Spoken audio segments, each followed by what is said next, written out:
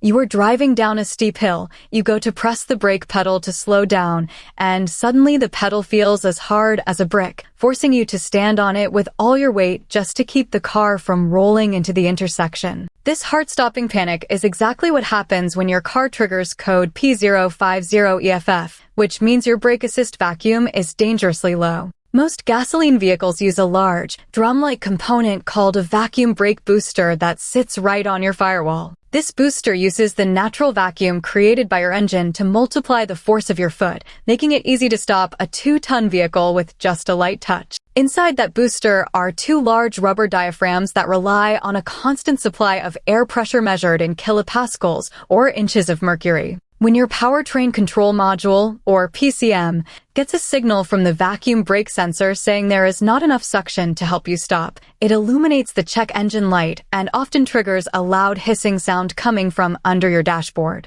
If you hear that hiss every time you tap the brakes, it is a dead giveaway that the internal rubber diaphragm has ripped and is leaking air, which means your booster is toast and needs to be replaced. However, before you go through that labor-intensive job, you need to check the simple plumbing. Trace the thick rubber hose that runs from the engine intake manifold to the booster. If that hose is cracked, collapsed, or disconnected, you will lose all your vacuum assist instantly. There is also a small plastic one-way check valve in that line that is supposed to hold vacuum inside the booster even when the engine is under load. If that valve cracks or gets stuck, your brakes will feel fine 1 second and rock hard the next. For those of you driving a diesel truck, remember that your engine does not create vacuum naturally like a gas engine, so you have a dedicated belt-driven or electric vacuum pump that is likely the source of your trouble. Grab a manual vacuum gauge and test the pressure directly at the booster port. If the engine is pulling plenty of vacuum, but the sensor is still screaming, then that little pressure-sensitive resistor in the sensor has likely failed and is lying to the computer.